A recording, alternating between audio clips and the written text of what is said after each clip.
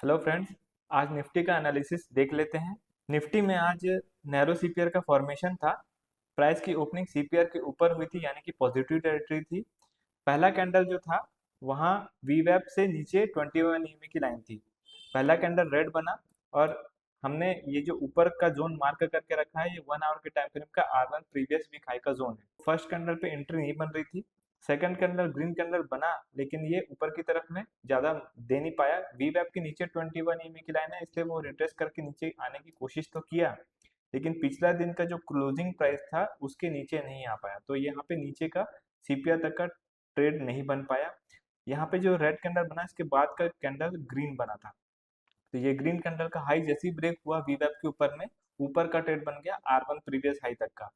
यहाँ पे R1 previous high तो ब्रेक किया है बड़े कैंडल से 10:30 बजे, लेकिन इसका फॉलो थ्रू कैंडल रेड बन गया।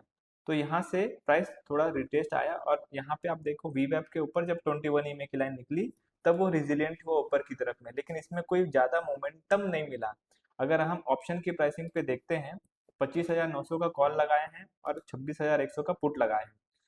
25,900 के कॉल पे सीपीआर के ऊपर में खुला था, लेकिन फर्स्ट कैंडल वीक बनाता हुआ था, इसलिए इसमें उतना ज्यादा कुछ प्रॉफिट हुआ नहीं। हालांकि 60 के ऊपर था तो एक दो कैंडल का प्रॉफिट मिला, लेकिन पूरा R1 तक गया नहीं। रिटेस्ट किए नीचे आया। वीवैप के नीचे जब ईएमए की लाइन रहती है तो वो स्कैल्पिंग रहता है ऊपर की तरफ में। यहाँ से रिटेस्ट हुआ नीचे, और रिटेस्ट करने के बाद जैसे ही वीवैप के ऊपर में ग्रीन कैंडल का क्लोजिंग हुआ, आरएसआई 60 के ऊपर 10:20 पे निकला।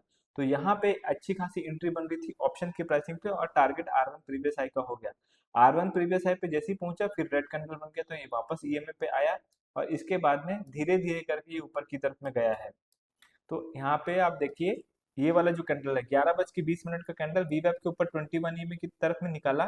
तो 11:20 पे ट्रेड बनता था अपसाइड का। 11:20 का जो कैंडल है ये वाला, तो यहाँ पे अपसाइड का ट्रेड बनता था और फिर से टारगेट R1 प्रीवियस का आया। उसके बाद फिर पोजीशन को हटा देना था। RSI 60 के ऊपर में तो गया है 12 बजे का कैंडल, लेकिन 11:20 का कैंडल एज पर वीवैप और 20 में एंट्री दे रहा था।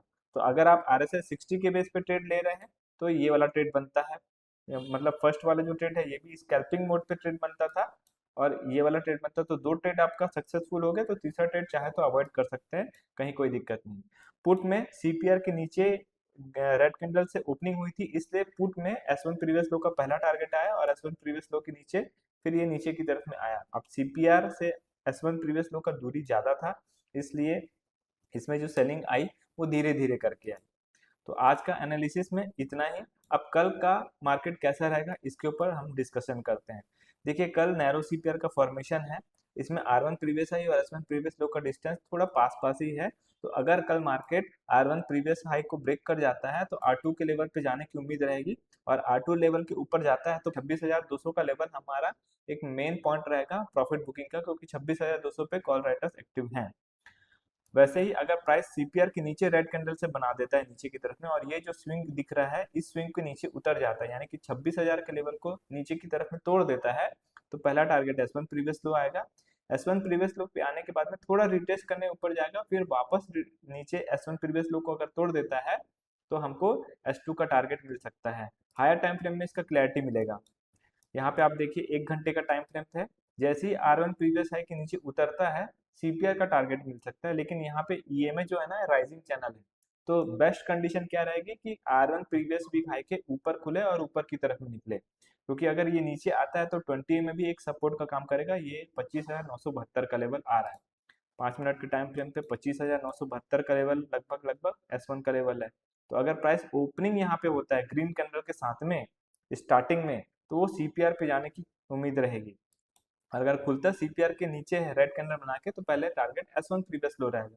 फिर अगर S1 प्रीवियस लो नीचे तोड़ता है, तब फिर हम S2 का टारगेट लेने के लिए जाएंगे। अगर इसका कॉल लगाते हैं, हम निफ्टी का कॉल लगाएंगे, 26,000 का कॉल लगाते हैं, तो यहाँ पे भी सीपीआर नैरो टाइप का ही बना हुआ है। बेटर रहेगा कि प्रीवियस हाई अगर ब्रेक करता है तो R2 का टारगेट मिल सकता है, और R2 लेवल भी ब्रेक करता है तो R3 का टारगेट मिल सकता है। 1 आवर के टाइम फ्रेम पे अगर अपन देखते हैं, तो यहाँ पे असेंडिंग सीपीआर का फॉर्मेशन बना हुआ है। तो सीपीआर के भी ऊपर है, तो इसका पहला टारगेट क्या हो जाएगा R1, यानी कि 270। 270 ब्रेक करता है तो नेक्स्ट टारगेट 333। 333 ब्रेक करता है तो 414। ये 3 लेवल आपको देखने को मिल सकते हैं कल के दिन में, अगर मार्केट ऊपर आता है तब के केस में। ये तो था कॉल का ऑप्शन। और कॉल में अगर नीचे की तरफ में जाना है तो उसके लिए S1 प्रीवियस लो नीचे ब्रेक करना पड़ेगा, तभी हमको ये 129 का लेवल मिलेगा जो कि S2 का लेवल है। वैसे ही निफ्टी का अगर हम पुट ऑप्शन देखते हैं, पुट ऑप्शन 26,200 का देखेंगे। पुट ऑप्शन डिसेंडिंग सीपीआर में बना हुआ है, तो जैसे ही सीपीआर के नीचे क्लोजिंग दे देता है तो इसमें S1 प्रीवियस लो जाने की उम्मीद रहेगी और S1 प्रीवियस लो के नीचे ये डीके होने के लिए चालू हो जाएगा। 1 घंटे के टाइम फ्रेम पे आते हैं तो यहाँ पर भी S1 प्रीवियस वीक लो के नीचे उतरेगा तो फॉल होने के चांसेस रहेंगे।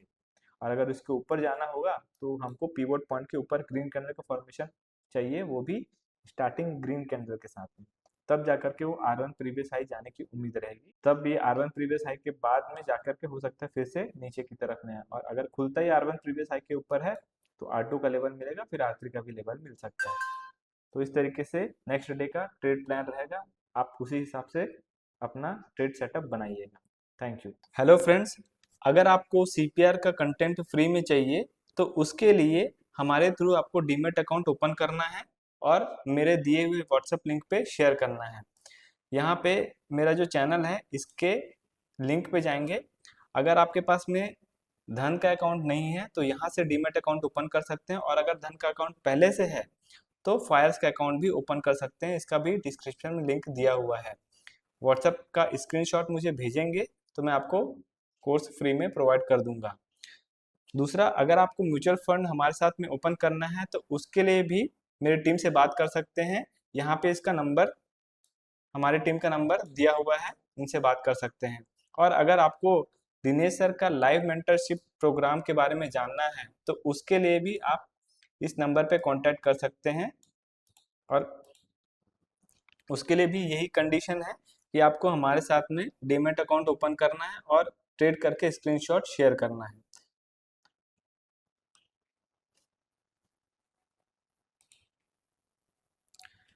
अगर मेरा कंटेंट आपको अच्छा लगता है तो वीडियो को लाइक ज़रूर कर दीजिए, चैनल को सब्सक्राइब कर दीजिए। Thank you.